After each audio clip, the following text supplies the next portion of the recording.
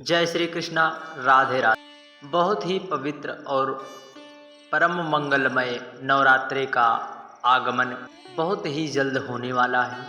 नवरात्रि का आगमन होते ही हमारे मन मस्तिष्क हृदय में माता गौरी और भगवान गणेश की छवि को हम विराजमान करते हुए माता के 9 स्वरूपों का हम दिन प्रतिदिन हम बड़ी ही निष्ठा व दृढ़ विश्वास से माता के पूजन में 9 दिन तक हम व्यस्त रहते हैं और हम आप लोग सभी माता के 9 स्वरूपों का पूजन 9 दिन में करते हैं। वही नवरात्रि का महीना शारदीय नवरात्रि कब से आरंभ है?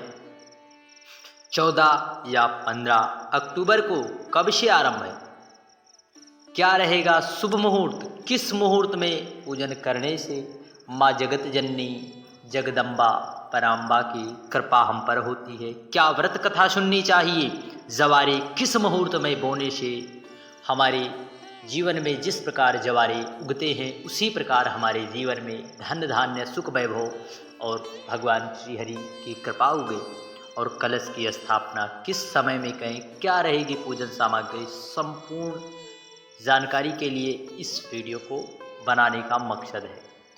और सबसे ज़रूरी बात की व्रत कथा हम कौन सी श्रवण करें, तो चलिए शुरू करते हैं।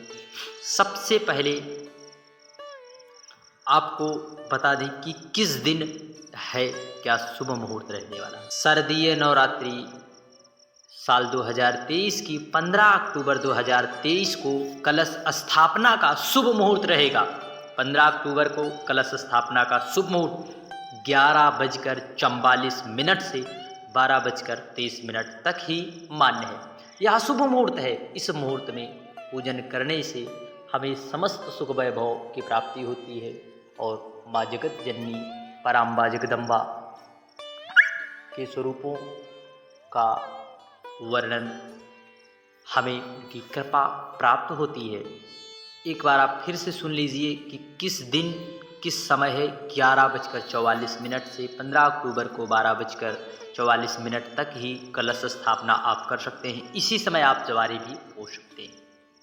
क्या पूजन सामग्री रहने वाली है?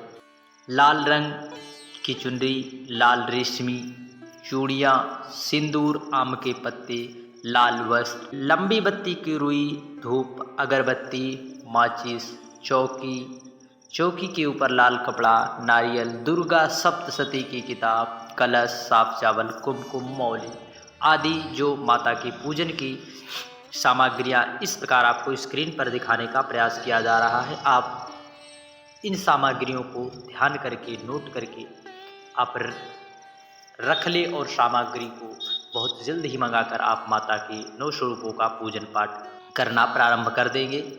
इन सामग्रियों को आप नोट कर लीजिए, जैसे लौंग, इलायची, सुपारी, जनेऊ, माता की चूड़ियाँ, मेहंदी, दुर्गा चालीसा, कपूर, गूगल, लोबान, हवन सामग्री। इन सब सामग्रियों को आप एकत्रित करके माँ जगत जननी के पूजन के लिए आप इन सामग्रियों को ज़रूर लाएं। फूल, पान, रुई, तिल, घी, तिल का तेल, दीपक जलाने के लिए दिया, भोग के लिए मिठाइयाँ या अपनी यथाशक्ति के अनुसार ज़रूर मंगा लें। और इन सामग्रियों को स्क्रीन पर दिखाने का प्रयास भी किया जा रहा है। आप स्क्रीन पर देखिए गए माध्यम से भी आप सामग्री को ले सकते हैं। घट स्थापना के समय कलश, जौ बोने के लिए साफ मिट्टी, जौ ना मिले तो गेहूँ, जौ ओले जिसमें गेहूँ ना मिला हो, रोली, गंगाजल, कलावा, सुपारी आपको बता दिया गया। और आपको पीपल या आम के पत्ते और कलश में रखने के लिए एक सिक्का ज़रूर रख लें।